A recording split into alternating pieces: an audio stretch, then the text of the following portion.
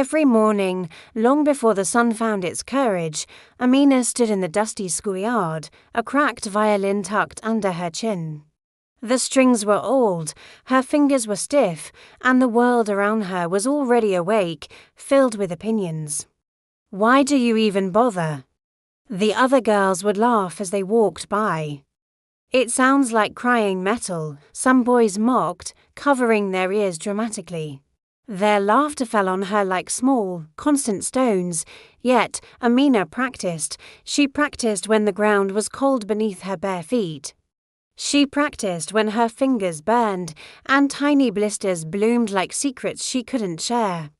She practiced even when her mother worried she was wasting time that could be spent fetching water or helping at the market. Amina didn't practice because she was confident. She practiced because something inside her simply refused to die. When her father was alive, he used to tell her, "Some gifts whisper before they learn to sing," after he passed away. The violin was all she had left of him, a fragile bridge connecting who she was with who she hoped to become. Each note she played felt like a conversation with his memory. It was awkward at first, but it was honest. As the days turned into weeks, the mockery grew louder. Some people laughed openly. Others would just smile politely and shake their heads. Amina learned an important truth early on. Discouragement doesn't always shout. Sometimes it just sighs.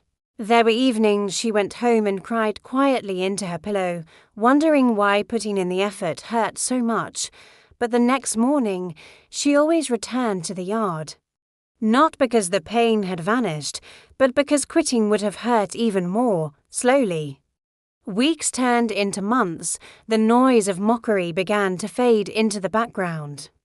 Like dust settling, her hands moved with more confidence. The violin stopped sounding like it was weeping and began to breathe softly at first, then with a bold new life. One afternoon, as the sun leaned low and tired in the sky, something changed. Amina played a melody so gentle that even the wind seemed to pause and listen. A woman walking by stopped in her tracks. A boy lowered his hands from his ears. A teacher standing nearby closed her eyes, just taking it all in. The schoolyard, once so loud with ridicule, fell completely silent. When the final note faded into the air, no one laughed. They didn't clap either, they just stood there, stunned, realizing they had been witnesses to a miracle in progress, not an embarrassment. Amina lowered her violin and smiled.